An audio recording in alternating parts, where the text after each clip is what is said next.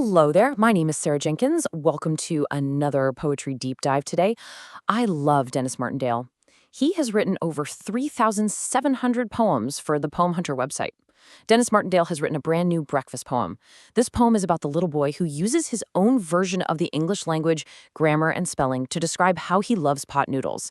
And the title is, There's Nothing Like a Pot Noodle. Here's what the brand new poem's message shares with us today. 3,700. I mean, that is an absolutely staggering volume of creative output from a single poet on Poem Hunter. Just think about the immense dedication and observation it takes to capture that many snapshots of life. But, today we aren't looking at his entire catalog. We're zeroing right in on this single, brand new piece of work. We're zooming all the way in from the macro scale of thousands of poems down to the micro scale of a highly specific everyday breakfast routine. Section 1, Meet the Young Narrator. So to truly understand this poem, we first need to get to know our narrator. He's a young boy, and as the source material notes, he hasn't quite passed his O-level English exams just yet. Because of that, instead of the standard, proper English taught in school, words like nothing, what, and because, our young narrator uses his own pre-O-level everyday vernacular. He says nothink, what, and because. Martindale brilliantly uses this phonetic spelling to instantly give this kid such an authentic, relatable voice. You don't just read the words on a page, you literally hear his accent, you feel his youth, and you immediately get his straightforward, completely unpretentious view of the world. Section 2. The Frugal Breakfast Choice. Now, while a lot of morning poetry focuses on the sunrise or the morning dew, our narrator, well, he is highly practical. He has very specific reasoning for choosing this instant meal to kick off his day. Listen to this.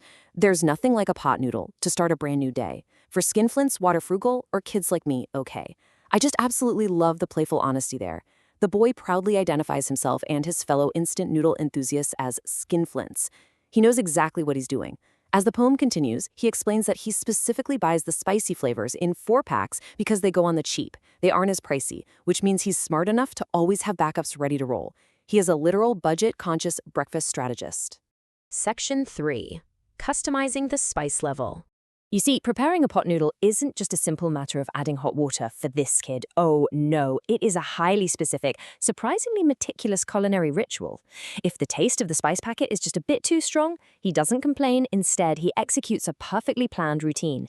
Step 2, he strategically scoops some of the spicy powder right off the right-hand side. Why the right-hand side? Well, it's just his quirky exact habit.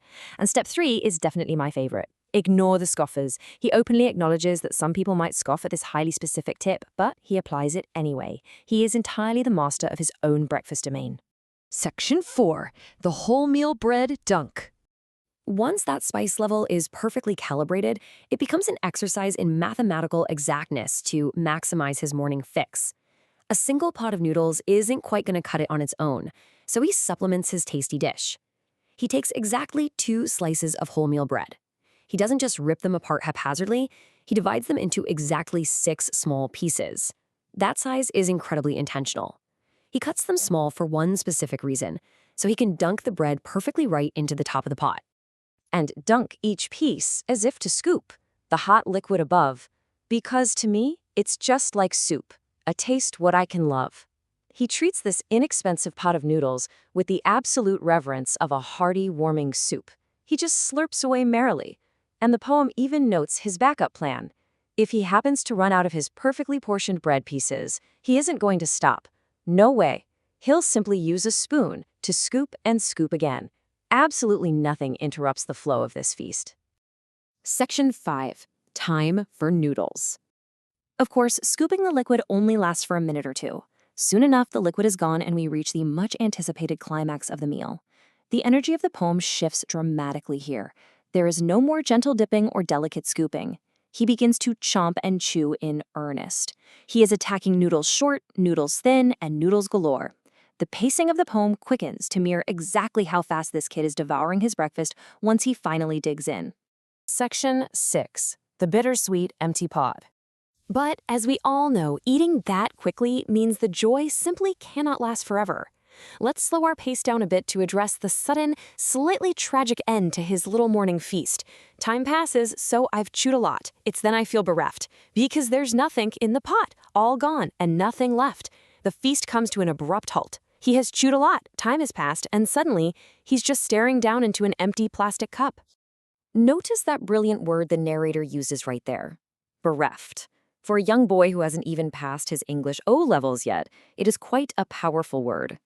It's that funny, complex feeling of being incredibly happy that you just ate a delicious, perfectly customized meal, yet utterly unhappy at the exact same time because it is all gone.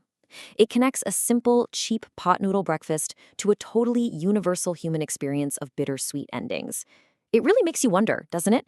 If a simple, frugal breakfast can evoke such profound, bittersweet emotion, what other deep joys are hiding in the mundane, everyday routines we take for granted?